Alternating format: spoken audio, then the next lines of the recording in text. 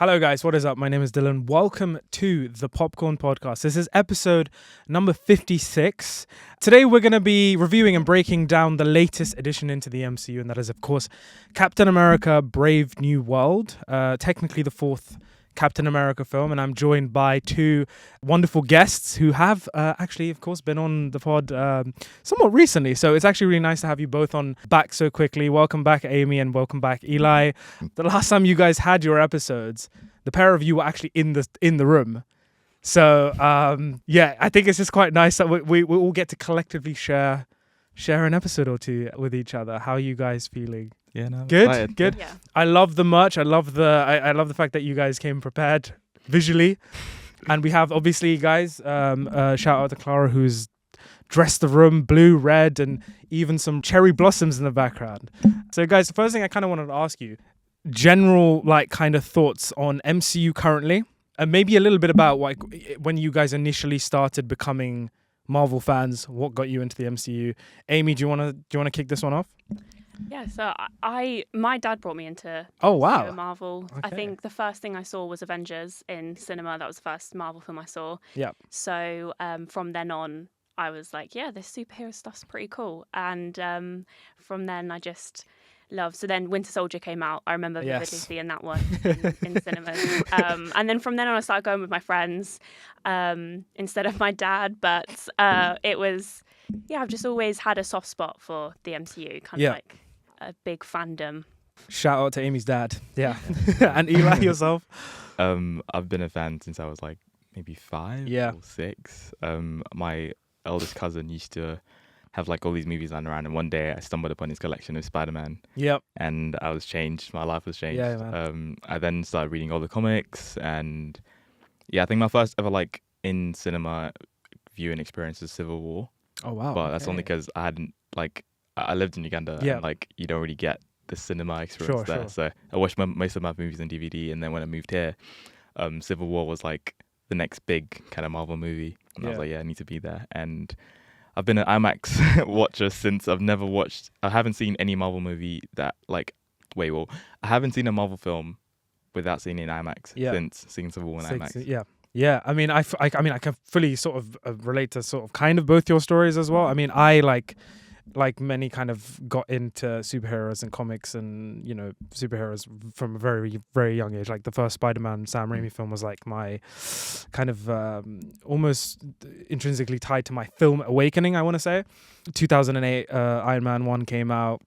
I remember seeing that like it was yesterday, and then obviously in 2012 Avengers, and that kind of changed the landscape of cinema, and it almost became, like you said, Amy, like this almost like social thing that you literally you rally your friends and you get together, and even if you're not into films, even if you don't like sort of you're not particularly like a film buff or anything, those films are they just have that kind of sense of community. I think that's nice hearing you guys' backgrounds. But in terms of the MCU today in 2025, how are we feeling generally speaking about the current landscape? I don't know who wants to get this okay. I don't think the MCU is in a bad estate as people are making it out to be. Yep. I feel like there's definitely been a few like quote unquote stinkers, but there are some great character stories even in the bad movies, and those are enough for me to carry the franchise forward, because genuinely I think we're watching these films for the characters. If we judge these films based on like comic book accuracy and their ability to be moving comic books, then I think we wouldn't actually be watching these movies, because they stray so far from the comic. Yeah, right? yeah, definitely. So a lot of the reviews you hear when people have left, it's like, the suits aren't comic accurate. The story isn't based on the comics. They've made Iron Man, Doctor Doom, that kind of thing, right? And that kind of discourse obviously starts a motion to hate on Marvel, because it's grown so big and it's now a cool thing to hate on it, and I feel like it's being taken way out of proportion. I do agree that there's been definitely some like poor direction in recent movies, and they're not great, but I don't think it's in as shambles as everyone's making it out to be. I mean, well said. I think I can fully agree with that. I think it's almost like I've seen like in sort of on social media and stuff, it's almost become like almost like a trend to sort of hate on Marvel just because you're not like receiving the exact same sort of Infinity War Endgame treatment. It's like people are like, oh, this, the franchise is a shambles. It's not to say that recently I don't think that the quality of the films has necessarily been the best, but in general, yes, I do think a lot of people do blow things out of proportion and just, a lot of people just often judge the films before they've even seen it as well.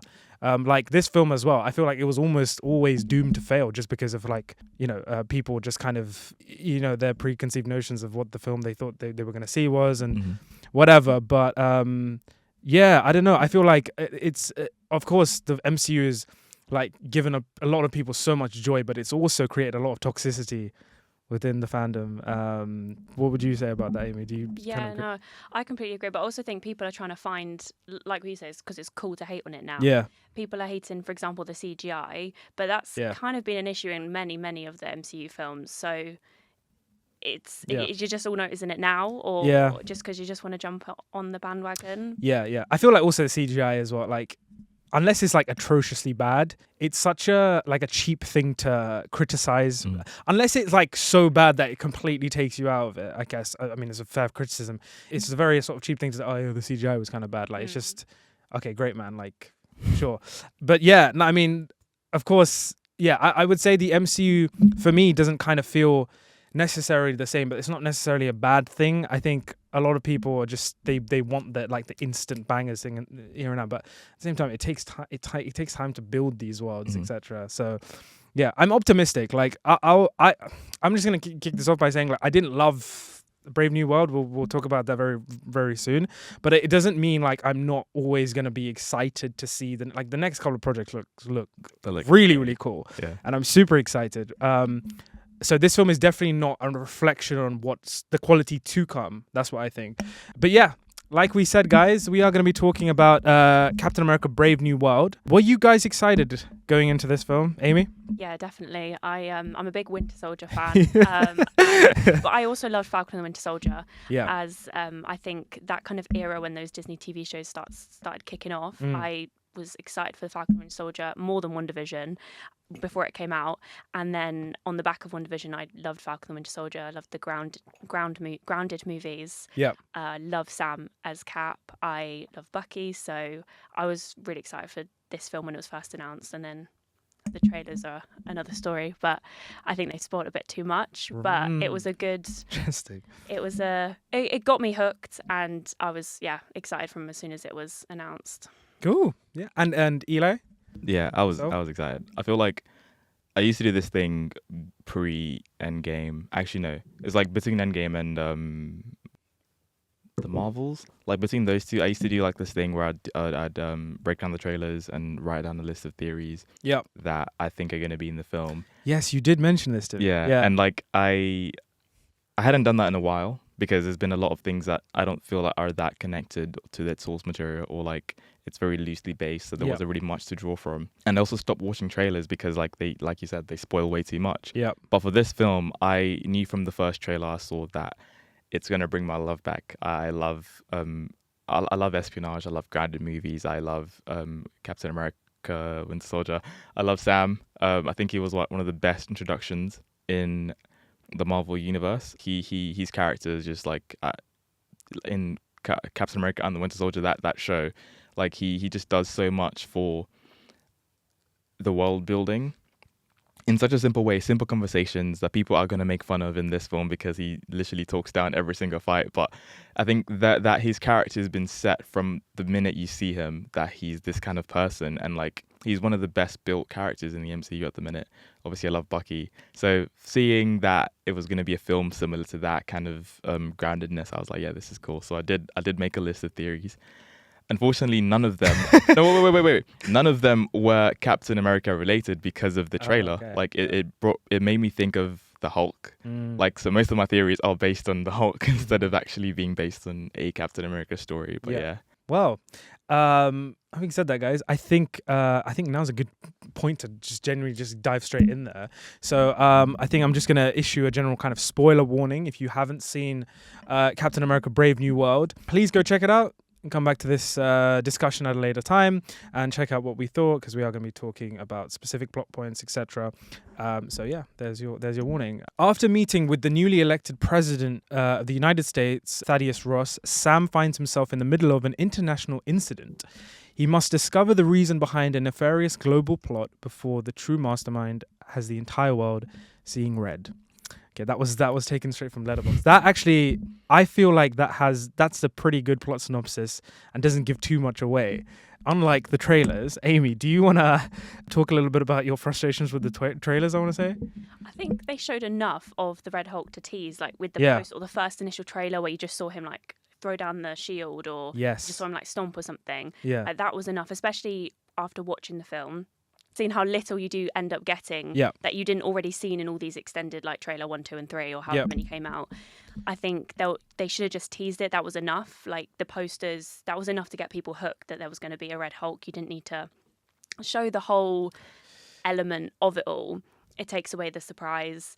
So I was excited from the first trailer, from the first tease of it.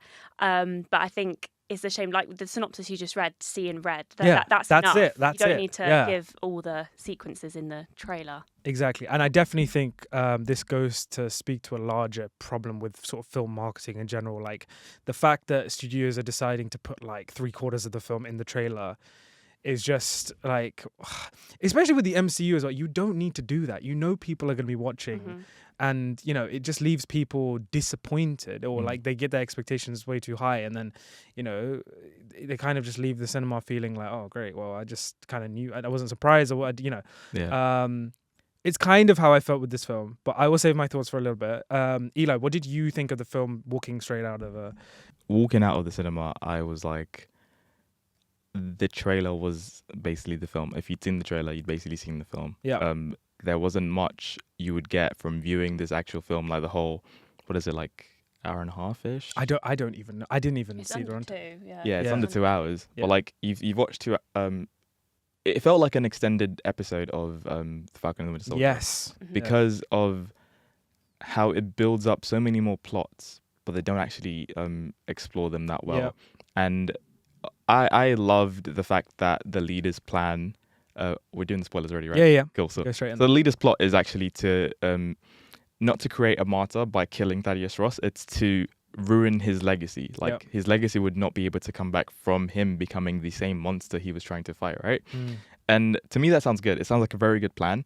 And somewhere in this screenplay, that was explored perfectly.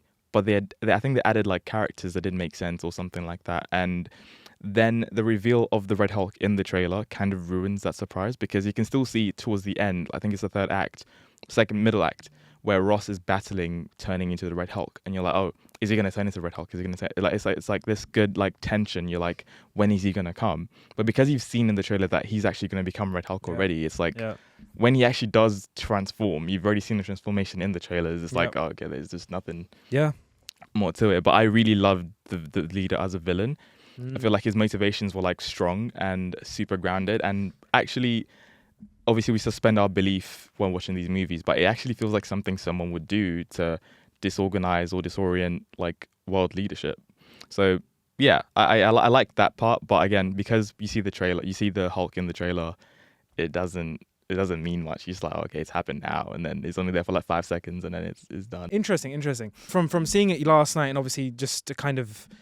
I haven't looked too much online about what people are saying or thinking, but there's a lot of threads from The Incredible Hulk that tie into this film.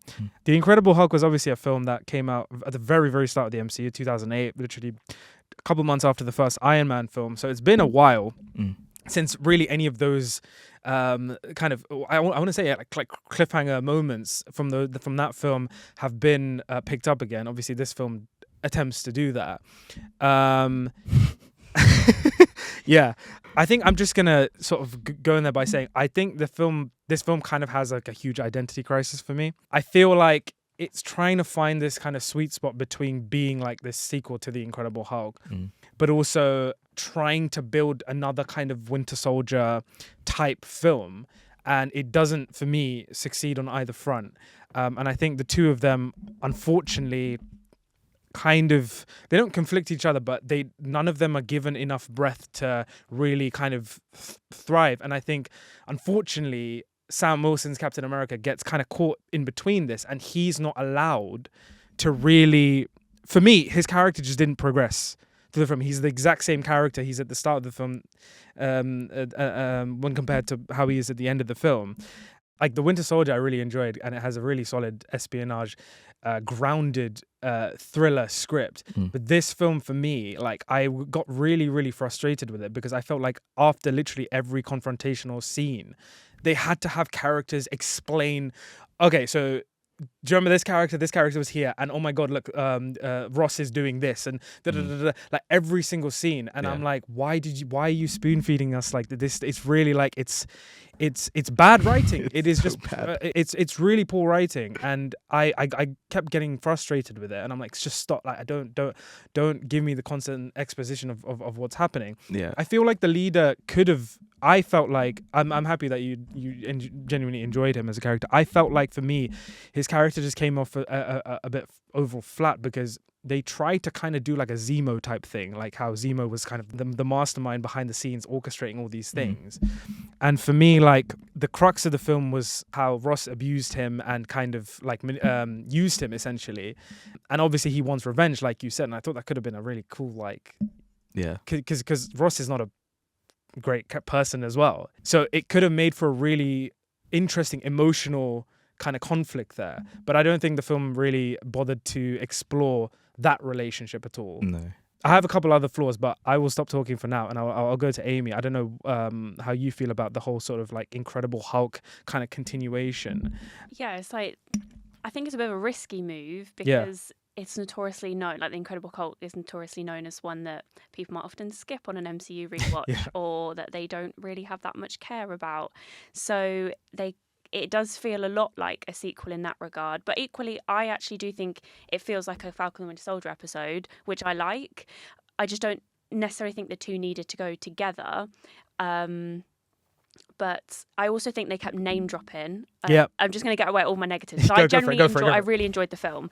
I really did enjoy it. But they kind of like name dropped quite a lot of Avengers. Kind of just to like remind people that they're there, and same with like the post-credit scene with kind of like, reminded you again that there are more people out there. The post-credit multiverse is there, like we know.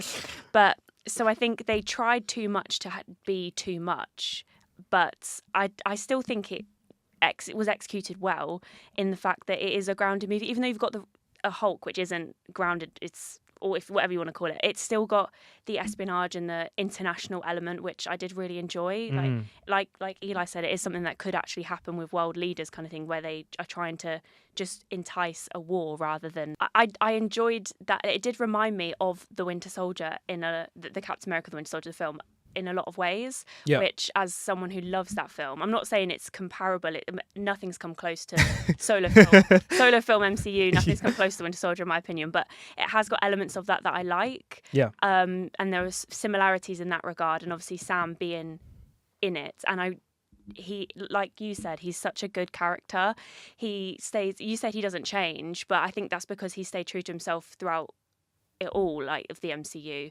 And where he has changed, it's his relationships with people and his relationship with himself, and how he's fighting with himself internally, not only with how he's fighting with the actual villains in this story, but himself and how he's carrying that mantle. And I think they do that well in Falcon and Winter Soldier, and they carry on and do that well here. So the stuff that I loved about the Falcon and Winter Soldier TV show, they carry on with this here. So I really liked it. It's interesting. I think that is ultimately the thing that's the most interesting for me about Sam Wilson as a character, that kind of struggle he has with taking on the mantle of Steve Rogers, and how does he do that symbol justice. That for me has always been the interesting part of his character. For me, I think like the Falcon and the Winter Soldier series, for me, that's essentially the series. That is the main conflict he has. And I think that series, even though I have my issues with it, that explored that aspect quite well, and I really enjoyed that. For me, I don't think it's as present here in this film. I think if you haven't seen The Falcon and the Winter Soldier, you would have a lesser experience watching this film, because I don't think that there's anything here that has him necessarily wrestling with that weight. For me, he's always doing the right thing, and it makes him, I don't want to say a less compelling character, but like I just don't think the writing here prioritized his character, unfortunately. And yeah, for me, I think it goes back to the kind of things that I was saying about the Incredible Hulk stuff. For me, fundamentally, I don't think you could do the Incredible Hulk stuff justice without the Incredible Hulk. Like I think like the Ross thing and the leader, and then eventually bringing in Betty Ross, they're all tied to Bruce Banner. Red Hulk as him as an antagonist works because of that hatred he has for Bruce Banner. Like his daughter's in love with the person he hates. Like that is the storyline we kind of want to see with those characters. Yeah. So for me, it's like, I don't know, like the complications Marvel are having, obviously, with buying the rights, etc. But they need to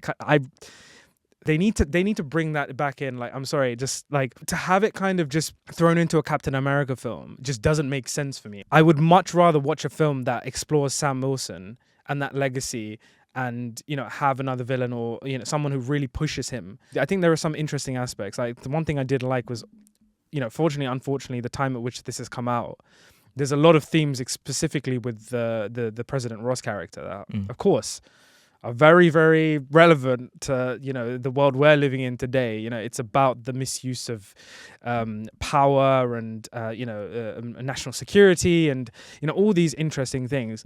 But for me, like those things, the film doesn't really take any risk. It's a very surface level kind of exploration of that. If that makes sense? Like it's kind of like, what does the film kind of say in the end? Like, oh, we need to work together. Like, and then they do, and they do, and there's it's like consequences. Exactly. That's kind of that was kind of my main thing. But I did enjoy how like it does pick up sort of things like the whole Eternals thing. I know it doesn't go into the Eternals at all, but that huge celestial that was left in the earth. Obviously, all of us are thinking like, what the hell is going on there, guys? Yeah. They did use that. So I kind of enjoyed the fact that they have somewhat taken an event from another film in the MCU and actually have it, even if it's a very minimal use, actually have that connective tissue and starting to like kind of like bring those pieces back in slowly. Yeah. So I did enjoy that.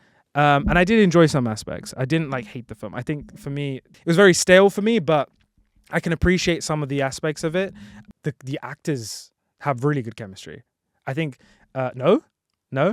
I enjoyed Anthony Mackie. I think I like him a lot. Like I think he's got a lot of charisma about him. He's still yet to convince me that he can fully like transform and lead a film. For me, I think I would say, but I did ultimately enjoy like his interactions with Joaquin, like the new Falcon, and Isaiah Bradley. I think those three worked quite well on screen together.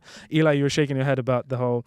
It was, I just misheard the point. But I do agree with the actors having chemistry. Yes. I just feel like my issue is with not necessarily Harrison Ford, because he does amazing in this role. Yes. But it wasn't written for Harrison Ford. It was written as if William Hurt was still Ross. Like I don't see Harrison Ford and believe that his version of Ross could do those things to the leader. Whereas if it was William Hurt's face, I can definitely, like, you don't even have to tell me twice. Like, I'm looking at it and I'm like, yeah, cool, this is, he's a bad person. With Harrison Ford, he's, the whole, like, trying to be nice, I think that lent into it too much, that I believed he was a nice person, whereas Thaddeus Ross is genuinely, like, one of the worst human beings in the universe. Yeah. So I struggled to believe all these things that people were saying about him as Ross. And I think that's also due to the fact that a lot of the screenplay references so much of the connective tissue with the wider MCU, but it makes you do homework and then also holds your hand as it does the homework. Like, very good point. The beginning exposition, it was nuts. They're talking about a film that happened like 16 years ago. Yeah. That there's been worse events than what happened in Harlem all those years ago. There's literally been a celestial pull up on the Earth. There's been spaceships on Earth. There's been aliens on Earth, and they're still focused on something that happened 16 years ago that literally no one else really talks about anymore. Yeah. But they find a way to drop that in there. One of the first lines Thaddeus Ross says is, "Have you seen Betty, my daughter. Like, come on, like we know who Betty Ross is. How are you gonna tell? How are you gonna tell your PA who your daughter is? Yeah, 100%. Like, that's your PA. 100% agree with you. And like the other like connective stuff, like Wakanda being mentioned, I thought that was okay. It was like, okay, cool, we're connected to Wakanda, but like you don't need to put one nation down just because you've now connected this new thing that how many countries was it, like 4 or 6, whatever, 6 other countries are now going to combine and put down, like they're building up this adamantium thing by putting down Wakanda and saying like, oh, this material is stronger than vibranium. Yeah. Like, sure it is, excuse me, but that's not how you connect it to Wakanda Forever, because in Wakanda Forever, you've basically destabilized a nation trying to get this material. Why did you not just do that in the first place? Instead of destabilizing a whole other country with another underground nation, you know what I mean? Like, it just doesn't really, they try to tie things in and it makes bigger plot holes, or it ruins the decisions that were made by previous movies or previous characters. Yeah. You know what I mean? Yep. And then, like, my biggest issue with this movie is the fact that in one of the best Marvel shows, Secret Invasion, they end it with President Ritson. I haven't had the pleasure yet, but you haven't? No. Oh, geez. But do go ahead. Go ahead. Sweet. Like, it ends with. Also, were you being sarcastic when you said one of the heavily? Best? Heavily. I thought so. I was about to be like, wait, hang on, what? Heavily sarcastic. But like, it ends on such a good point where like the Marvel universe has kind of agreed that there's gods, there's celestials, there's humans, there's aliens, right? And now we've acknowledged their existence on Earth. President Ritson ends the show by declaring war on anything that isn't human, right? Okay. And that's the reason I believe he's not in power when Ross becomes president. But they don't talk about any of that. Like, it is, there's so much that they could have actually tapped into that would have made narrative sense, but it just they didn't. Yeah.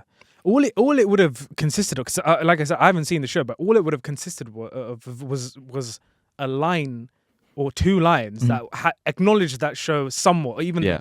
But obviously, like, I don't think it was that well received, I want to say. So they've just probably discarded it or whatever. They have to reference it. Like, yeah, I know. Yeah. And also, like, with Bucky being a congressman, that is obviously just to set up how he's in Congress in the Thunderbolts. Sure. But like, again, no context. All they say is, oh, I bet one of your scriptwriters wrote that line, and then suddenly the other character comes in. That, like, honestly, I didn't like her character because all she did was say things people said 10 minutes earlier. Yeah. She comes in, she's like, oh, isn't that future Congress candidate Bucky Barnes? And I'm like, come on, like, he's wearing a suit and he's got a badge on it. We can tell. You don't have to tell us that. Yeah. You know? So it's just things like that kind of bring it down. But I feel like, yes, Carl Lumbly, Anthony Mackie, and Danny Ramirez, they had great chemistry. And like, if it was about those 3 characters, I need more. But sadly, it isn't. It's wider and it just doesn't work. Very well explained, I think. I didn't even think about. I mean, I hadn't seen the show, but I didn't even think about. You know, the whole political kind of, say, setup, but like things that have happened previously in the world that, you know, when you're making a film about a new president, surely those things also have to be acknowledged, I would say. Yeah, I mean, sure, I think so as well. I enjoyed Harrison Ford. I really agree with what you said about the character kind of been written for William Hurt, and unfortunately he's no longer with us. But for me, like, Harrison Ford, like, he's kind of one of my heroes. He can really do no wrong, even though, like, you know, he's kind of just come in and you know what? I enjoyed it because I didn't expect him to be in it as much as he was. I thought he was literally going to be here, say a few lines, get the cash, and get out. But they actually built an entire sort of, well, essentially film around him, which was really cool. What do you guys think of the action sequences, Amy? I loved the fight over the Indian Ocean around the Celestial Island, what they called it. I thought that was really cool. That was combining combining the Falcon and Captain America, because it is in the air, and I think they did it really well. I liked how he had vibranium wings, and I think the fight sequence in the air I really enjoyed that, and I really liked Danny Ramirez's Torres. I think their dynamic. I think Sam's dynamic was a lot of characters is what I really like. Like, I loved him with Steve and Natasha in The Winter Soldier. And then obviously his relationship with Bucky. And so I think it's the way he can inspire relationships with people is great. I think that was Bucky that said that in the film, wasn't it? Yeah. Who inspired, yeah. Yeah. And I think that's so true. I think that one scene is all you needed with Bucky, because they're going on their separate journeys, but they're still together. And I think that is great. And I think their dynamic, there being Torres and Wilson Cap in the fight, I think that was great. How he was just like, just don't die. Yeah. I think that sums up Sam, and I really enjoyed that fight sequence in the air. Yeah, it's I really like the fact that you mentioned about how Sam, well, referencing Bucky, how he said, like, you know, Sam, how he inspires people, and obviously that was in a larger conversation about sort of, you know, it was sort of almost talking about Steve as well, but for me, like, a lot of people's problem with Captain America now in general is the fact that, you know, he's not Steve Rogers, but for me, that's the thing. Like, it's good. Like, you don't try and do the same as a character who came before. Sam Wilson, to me, like, and it's partly due to Anthony Mackie's performance, he's always been able to have that kind of charm about him in a almost comedic sense. Like, he's able to build those relationships because he makes those people feel like, you know, he's just a guy you can kind of talk to. Steve, for me, Steve's great, obviously, but he was always that, like, moral compass, like, kind of, you know, if I was picking between, like, chatting to Steve at a bar or Sam at a bar, probably most people probably relate to Sam more. Obviously, he's not a super soldier like Steve, and that helps. But you have the actual age gap as well, which I think they need that in the like. You got to remember, Steve Rogers was born like, ages ago, and Sam Wilson is modern day. Like, you need someone modern to be Captain America, because the times that you're living in, it's things change. Like, the reason why Captain America was first brought in is not the reason why he still exists today, and I think that's what people need to realize. Interesting. Say that again. That's a very good point. The reason why they, like, America made Captain America like in the first Avenger is not the reason why they need a Captain America today. And I think they are two distinct things. Like, time physically draws them apart. Plus the extra 5 years that Endgame gave us. Like, you're so far apart from the two Captain Americas that you got to. They're meant to be different. That's the whole point. If they were to be the same, you're literally stuck in the past. Definitely. Yeah. Well said. What did you guys think of sort of towards the end, the final sort of confrontation with Red Hulk? What are you thinking? Are you like, nah? It was more of like a obvious, hey, big guy, the sun's getting real low kind of thing. I was waiting for him to say like, that. Right? But the detail I loved about that is when Red Hulk first wakes up and he's approaching Sam, when what do you call it? Cherry blossom? When the cherry blossoms are falling on him, right? They burn. But when Sam actually speaks to him, he holds one and it doesn't burn. I felt like that was a good detail to show, like, okay, he's actually coming on his rage. But that scene was terrible. I'm sorry. Yeah, I did not like it one bit. Yeah, for me as well, like, you know, I think The Incredible Hulk is a film with a lot of problems, but I actually, like, looking back, I kind of miss that almost era of Marvel of like, you know, they took real risks. The action was so better well shot. Like, if you compare the Red Hulk's transformation in this film compared to, like, the moments in The Incredible Hulk where you just, like, Bruce Banner's turned into the Hulk like 3 times already in the film. Yet in the final, he falls out of a flipping helicopter, crashes into the ground. You don't know if he's dead or not, and his hand comes. Like, why? Can we go back to those kind of moments where you genuinely feel the weight of like a transformation like that? Like, you know, every time, like, Bruce Banner is about to turn into the Hulk, it's like a genuinely, like, life or death kind of moment. Like, it feels grand. Yeah. Red Hulk just turns into Red Hulk here. Like, what the hell? It's behind the scenes thing. Yeah. They have the technology now to actually. I don't know. And then when he goes back, waiting. When he goes back to himself, you just see a shadow, and then the camera kind of pans down or lowers down. It's like you have the budget to actually. You had the budget to make the Hulk transform so many times. Like, even in Avengers, like, that transformation was brilliant. Like, you were genuinely scared. But in this one, he becomes the Red Hulk, and the first thing the Secret Service does is shoot at him. Like, bro, we've done this before. We've done this many times before. Oh my gosh, yeah. Damn. Yeah. Yeah, like, I don't really have that much longing to rewatch it anytime soon. I just feel like I do think a second watch is worth it. Like, it will it works better for some reason on a rewatch, which doesn't make sense. Oh wow. It works better on a rewatch. Like, I think all the anticipation's gone now. You're just in it to, like, see the plot and see the story and stuff. I think it works better on a rewatch. Fair enough. Also, like, before we kind of conclude this conversation, I do actually want to mention very quickly Giancarlo Esposito is also in this film.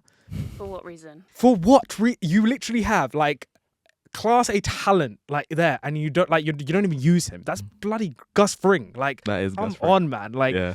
Is it right that he was kind of like edited in afterwards? Did I read that right? Yeah, you can tell because he only like speaks with Sam.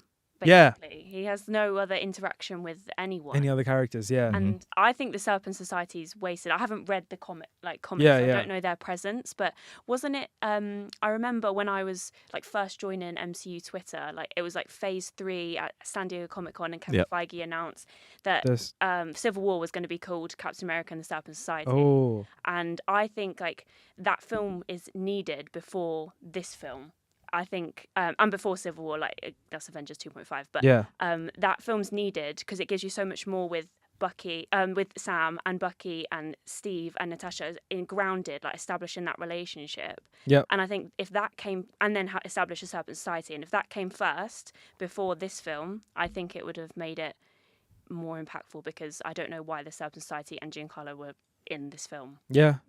That's a good point. I think, it just felt like a kind of lost plot line for me, unfortunately. To be fair, they had a little throwaway line. So, like, before Avengers came out in 2012, there was a prequel comic that came out, and he explained how the leader got arrested after the Harlem battle.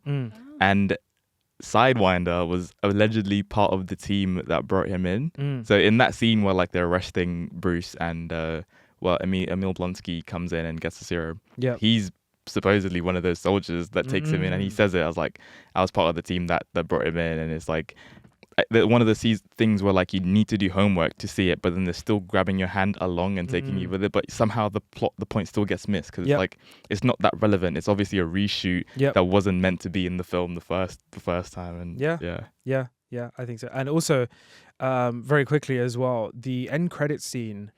I mean. Firstly, if you're going to do that kind of end credit scene, don't do it in the end credit scene. Do it why are you going to make us wait like 11 minutes or however long to just to hear the leader literally say, don't forget that there are other... Bro, did you miss Endgame or something? If we know that there are other worlds, like, come on. Like, really, like, that was just the kind of the nail in the coffin. It was just... I wanted to shout out there you go. Carl Lumbly.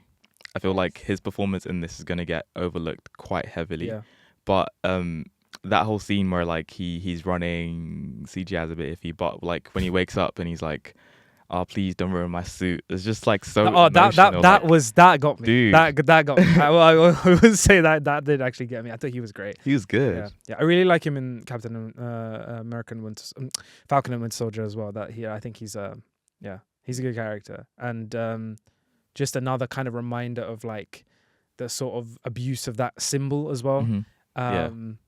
So I think he's a really interesting character. But yeah, guys, that was our sort of breakdown and review of Captain America: Brave New World. Do let us know what you thought of the film, whether you liked it, whether you didn't like it so much. Now we are, of course, going to go on to some games, and these are all, since we are talking about an MCU film, these are all going to be MCU film themed. Okay.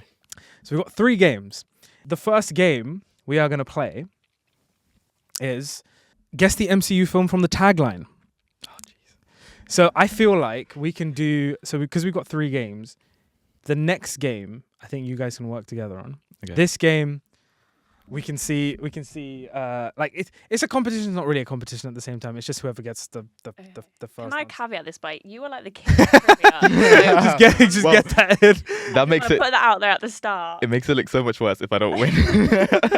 Guys, can you guess the MCU film from the tagline? So, the first up we have Heroes Aren't Born, They're Built. The first Avenger. Nope. Iron Man. Correct. Damn. Yeah. Okay, fair. Hey, we'll take that head start. Let's go. That's been done. Up next we have In Heroes We Trust. The Avengers. Nope. Whoa, I'm just not going to participate anymore. In Heroes We Trust. Is it not any of the Avengers? It's not an Avengers film now. Civil War? Nope. In Heroes We Trust. Heroes. I can't lie. No. I don't know why this film in particular has The this tagline. Marvels. No. Is there a? Can we get a hint? What phase is it? It's phase 2. In Heroes We Trust. Phase 2. Is it the Winter Soldier? Yeah. Oh. Okay. Yeah. It's just But random. This is the most generic tagline of all time. Such a throwaway. Like. Yeah. Up next we have Heroes Don't Get Any Bigger. Ant-Man. Correct. Yeah. Oh. Up next we have Two Worlds, One Hero. Oh.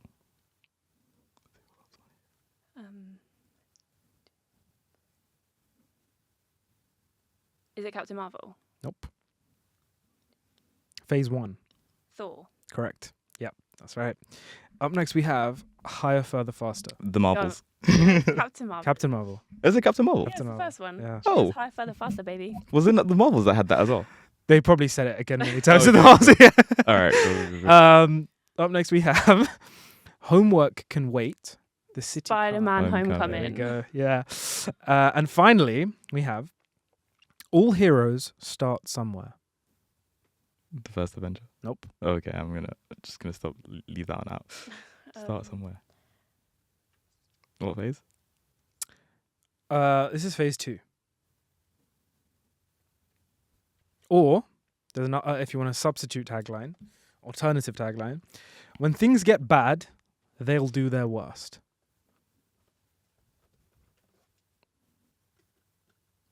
Is that the same film, sorry? Same film, So phase yeah. 2. Things get bad, they'll do their worst. Age of Ultron? Nope.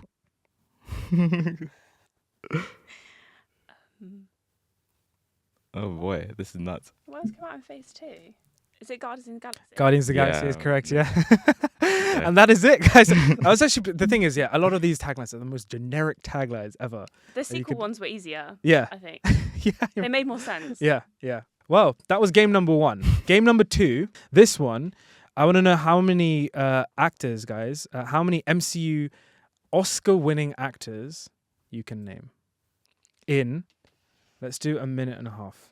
And you're going to try and tell me how many MCU Oscar-winning actors can you name? 3, 2, 1. Downey. Yeah, Robert Downey Jr. Yep. Brie Larson. Yes.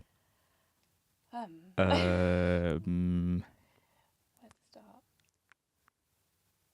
Scarlett was only nominated, wasn't she? Yeah. There's someone in Thor that has one. I'm pretty sure. Did Russell Crowe get one for Gladiator? No, not for Gladiator, but he did win. But he's won. But he's won. Russell Crowe Sorry, he did win for Black Gladiator. Sorry, my bad. Yeah. for his stellar performance in Thor: Love and Thunder. Yeah. Why is this harder than it? Yeah. There's just so many films to go through. Chris didn't. Has Jake Gyllenhaal won? Unfortunately not. I don't even know Chris who's won didn't an either. Oscar. Tom didn't. It is tricky. It's just quite matching a the few. actors to Oscar winners and stuff. It's Yeah. just.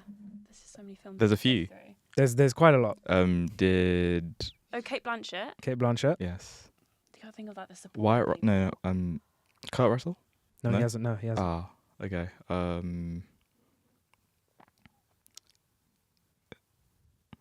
Christian Bale. Christian Bale. Yes. All these wasted talents being in their roles.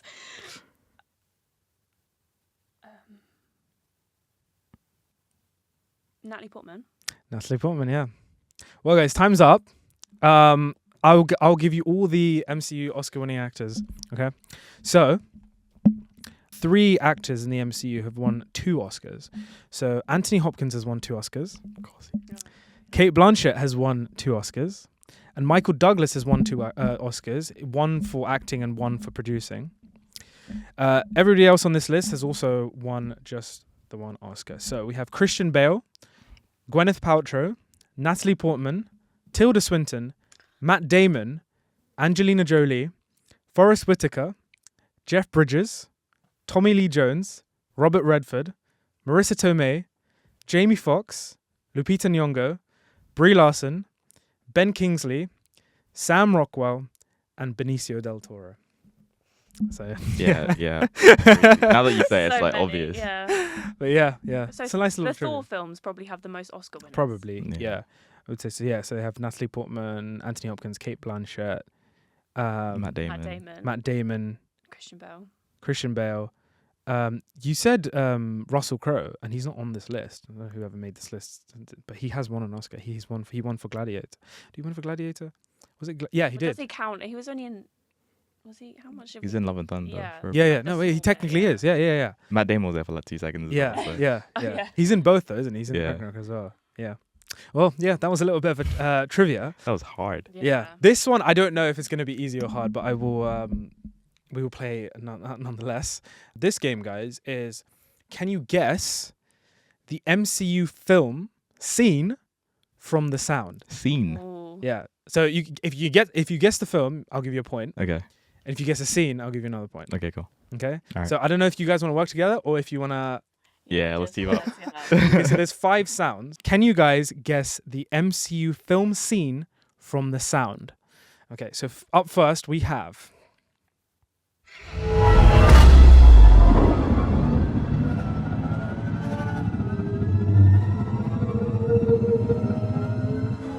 It's not possible. Do you think it's Thor? Well, Thor said that thing. I'm just trying to think when he said it. Could you play it again, please? Yep. Oh. Ragnarok. Mm-hmm. Do you remember the moment? Yeah, when Hela breaks Mjolnir. That is correct. Yeah. So that's like Mjolnir, like struggling. Okay. Yeah. There you go. Up next we have.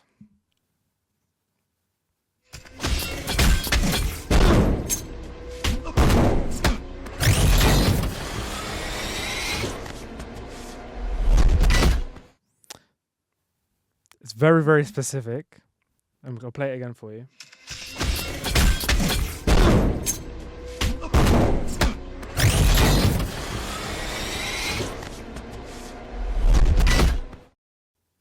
Any ideas? That's so hard. Sounds like Sounds Iron like Man. there's cars moving. Interesting. That's all I got. Could we get a hint for the phase? Do you want to play it one more time? Yeah, go on.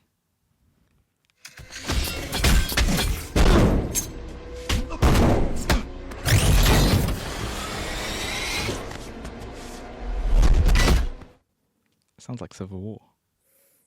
Warmer. Huh? Warmer.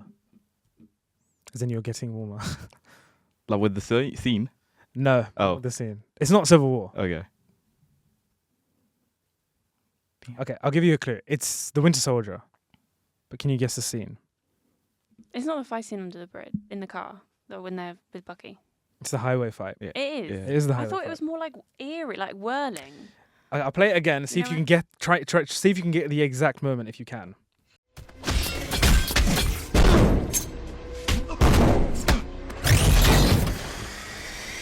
Yep. When he drags the knife. Yeah. You hear the knife on the along the van. Yeah. So that was a tricky one. Up next we have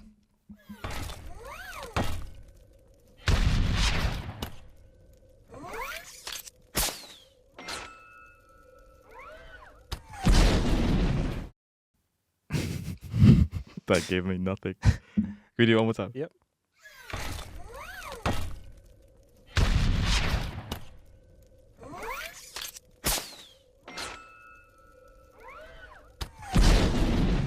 Any ideas whatsoever? Is it Iron Man? Yep. So the first one? Yep. Where he's like testing the suit in his. Nope. No. It's the when he grabs the dude out of the wall. Nope. No? It's not when he's doing his like first test flight and like he's getting his little. Very, very close. Then he shoots the tank. When the tank shoots him out the air, he drops, he gets out, and it's like all silent. It's quite a comedic moment where the tank shoots at him. Listen. Misses, and then he just goes boom. Yeah. That's the tank and he walks And then away. he walks away. Yeah, typical. Yeah. Okay. Soundbite number 4. We have.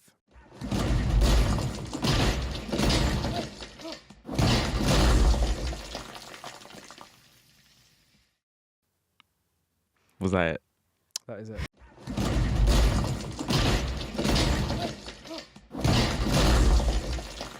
It's the Loki. Yeah. Oh, What did you think it was? I thought I heard Tom Holland. I thought I heard Peter Parker. Yeah, that was Tom. That was Tom Hiddleston. Yeah. And finally, guys, we have.